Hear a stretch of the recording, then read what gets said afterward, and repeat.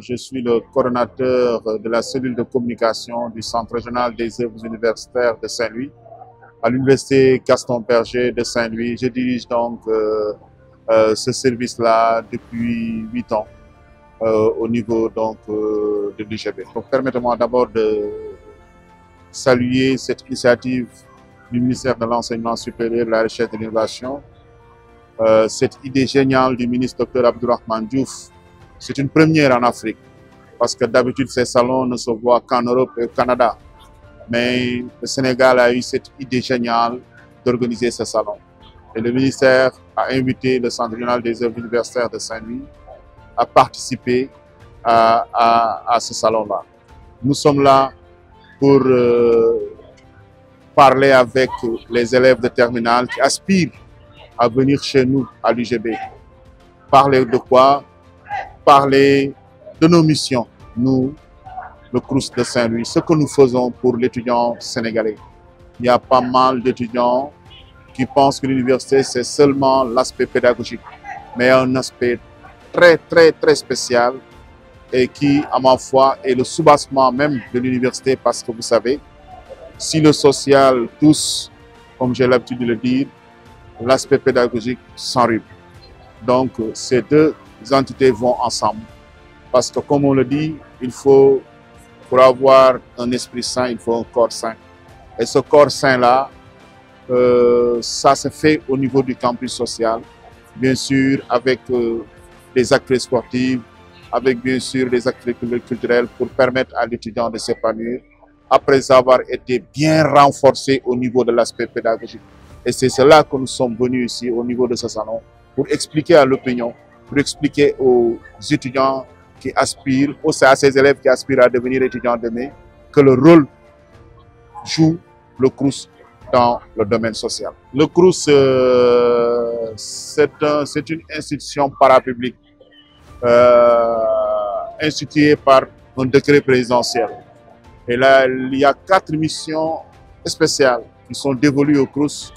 La première, c'est d'assurer, non seulement après avoir assuré l'accueil bien sûr de l'étudiant, assurer l'hébergement de l'étudiant à Sannar, restaurer l'étudiant, donner à l'étudiant des loisirs avec des activités sportives et culturelles, mais aussi donner à l'étudiant un plateau médical et un plateau social adéquat pour permettre à l'étudiant d'être à l'aise au niveau de ses études pédagogiques. Donc, si vous regardez très près, il y a 4 missions principales qui sont dévolues au CROUS. Mais après, il y a d'autres activités qui, selon l'organigramme qui a été mis en place par le directeur, qui viennent en appoint et qui viennent en appui aux 4 missions principales dévolues au CROUS de l'Université Gaston Berger de Saint-Louis. Les élèves qui sont venus dans notre stand, ils nous ont beaucoup soulevé des questions comme par exemple pourquoi l'étudiant qui s'est suicidé récemment au niveau de son campus, pourquoi il s'est suicidé. Ils nous ont posé le problème d'assainissement qu'ils entendent dans la presse, le problème de manque d'eau qu'ils ont entendu dans la presse au niveau de l'université. Mais on a redonné des réponses. Pour l'étudiant qui s'est suicidé, c'était un problème social qui lui a poussé, mais ce n'est pas un problème qu'il a pu endurer au niveau de l'UGB. C'est quelque chose qu'il a traîné et qui est venu finalement à l'UGB. Et c'est la raison pour laquelle, sur de telles situations, le CROUS a jugé nécessaire de recruter un psychologue, un médecin psychologue qui vient d'être recruté pour prendre en charge les questions de stress, les questions d'angoisse pour tous les étudiants. L'autre question, c'est par rapport au problème de manque d'eau. Je leur ai dit que c'est presque devenu une oubliette. Maintenant, à l'Université Gaston Berger de Saint-Louis, il n'y a plus de problème d'eau potable. Mais ce problème-là était un problème structurant, parce que c'est tout le département de Saint-Louis qui souffrait.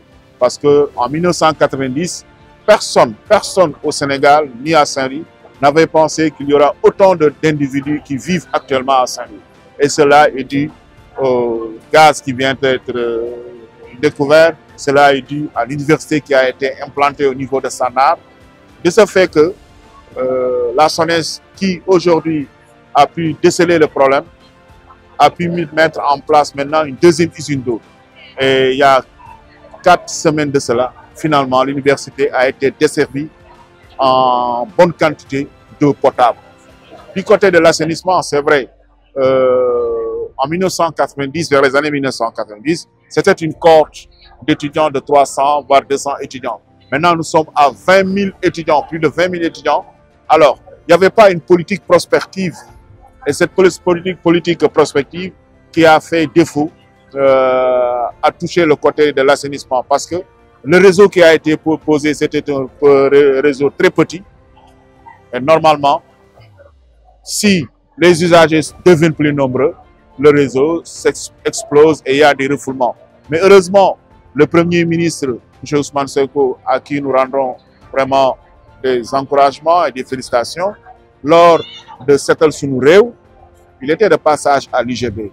Et il avait donné des instructions pour qu'on requalifie les dimensions des tuyaux. Et cela a été fait par l'ONAS. Et maintenant, c'est à 95%. On peut dire que les réseaux ont été requalifiés et que maintenant, on ne voit plus de refoulement à l'université Gaston Berger. Vous vous rappelez, les étudiants avaient envahi le bureau de recteur et avaient mis des eaux nauséabondes dans son bureau. Et après cela a suscité le décès de Fallou Sène, repos à son âme. Vraiment, on ne veut plus voir ces questions. Et je crois que l'actuel gouvernement est en train de faire de grandes choses en ce qui concerne l'eau. C'est maintenant réglé, l'assainissement c'est réglé. Le problème qui se pose, c'est le problème de lit. Parce qu'aujourd'hui, nous sommes à 20 000 étudiants pour 6 230 lits. Vous voyez le ratio. Bien vrai que nous occupons le premier ratio, mais c'est un ratio vraiment en deçà. Maintenant, ce que nous faisons, c'est d'appeler la DEMSES qui a en charge les travaux et d'appeler le ministère de l'Enseignement supérieur pour qu'ils puissent vraiment nous doter de nouveaux lits, de nouveaux villages universitaires. Parce que nous avons 17 000 villages universitaires composés de 6 230 lits pour 20 000 étudiants. Il y a un écart. Mais on espère avec ce nouveau gouvernement que toutes ces questions qui nous ont été posées par les étudiants seront bien sûr résolues. Je fais partie de cette maison, la presse. Je suis journaliste de formation. J'ai été reporter pendant 12 ans dans l'Axe Nord. Je sais ce que souffrent les gens de la communication. Au-delà du manque de moyens, c'est le manque financier. Et c'est à moi, à mon tour, de remercier tous les hommes qui sont dans la communication. La communication, c'est tout un ensemble. C'est le journalisme, c'est l'infographie. C'est de nouvelles filières qui existent. Et c'est l'occasion aussi de remercier l'unité de formation, de recherche qui existe à Saint-Louis et qui forme les étudiants en communication.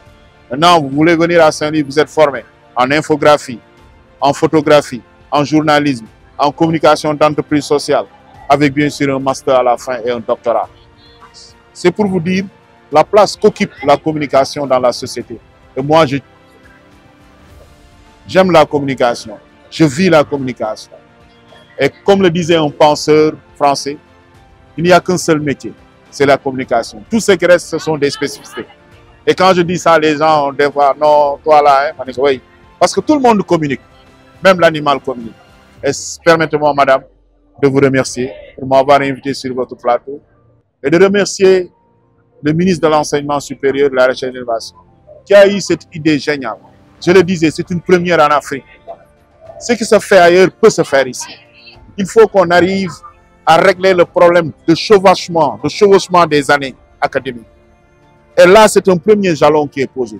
Ça permet à l'étudiant, au futur étudiant de dire que voilà le choix que je dois faire. C'est la bonne orientation que je dois faire. Maintenant, si ce problème est réglé, je pense que petit par petit, on va régler les autres problèmes et on arrivera à niveler les années académiques. Et permettez-moi aussi de remercier mon directeur, Dr Babacar Diop, qui vient d'être installé à la tête du CROUS, qui n'a ménagé aucun effort pour qu'on puisse venir. C'est la deuxième fois que je viens après la FIDAC. Après la FIDAC, je suis à ce salon. C'est normal, parce que nous faisons partie de ces CROUS. Nous sommes les premiers nés. Il y a certains qui viennent de naître. Et ceux qui viennent de naître copient sur nous et le coude. Et on apprend avec eux aussi. Cette synergie, cette union de force que nous saluons des œuvres universitaires. Parce que c'est dans cette synergie qu'on peut faire d'un bon étudiant. Parce que je le dis encore une fois de plus, si rien ne va au social, rien ne marche à la pédagogie. Comme je le dis encore, si nous toussons, la pédagogie s'enride. Merci madame.